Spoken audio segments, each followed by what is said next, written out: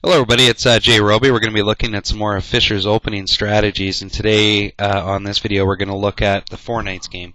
Now Fischer doesn't usually get into the Four Knights game very often, but he does have some matches with it, and what I really liked about his play in the Four Knights game is that he found a really nice way to not come behind a pawn as white, which can often happen. You see here I've highlighted the squares F6 and E4, and quite often black can win a pawn early on in a Four Knights game, or even other variations.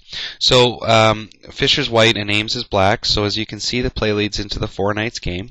And from here what Fischer does is he plays bishop to C4, and now Ames comes down and grabs this pawn, which is a good move for black because generally white really can't recapture the knight, because if he does, black has a very strong pawn push forking the bishop and the knight, and it doesn't really matter what piece white tries to save, it's going to drop a lot of material.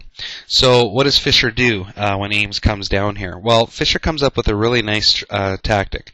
He captures the pawn on F7 with the bishop putting the king into check. This forces the king to take back, and now you'll notice that black has lost its opportunity to castle. And now Fischer can actually come in and take this knight. So Ames has lost his knight, and Ames has lost his knight, and Fischer's lost a bishop. And from here, what Fischer does is, after the push from Ames to D5, Fischer puts the king into check again, with the knights protecting each other, and Ames is forced to move the king one more time. And from this position, Fischer plays pawn to D4, and the play goes as follows. So you'll see Ames forks the knights here, and but Fischer handles it quite well actually, and gets into this position here.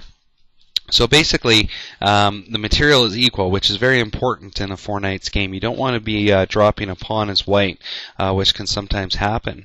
Now, one other thing about this match that I really liked is happens right here. Fischer plays just a brilliant move taking this pawn.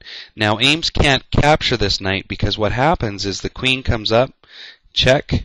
And it doesn't matter where Ames moves this king. It could move anywhere. Let's just say here, for example, check again. And Ames is just now down a lot of material. He's down 2 pawns and a bishop.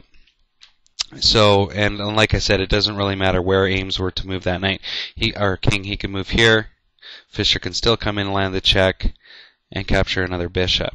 So I thought that was brilliant by Fischer to line that up. Now Ames saw that, and instead of capturing the knight, Ames plays queen to F7, protecting his king from this check attack. But this was just a great way for Fischer to win another pawn.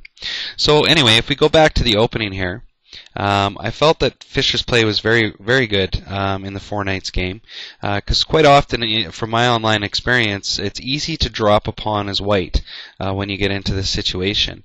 So by Fischer lining up this bishop and Ames coming down, he's got this great move here, check, take, and now material is equalized. So anyway, it was a good video. It helped me out. I try not to get into the Four Knights game very often. I find it's a little too passive for my style, but it does happen sometimes. I do get into it, and it's nice to have this little line here from Fischer to make sure that you don't come out behind a pawn. So take care. Hope you enjoy the video.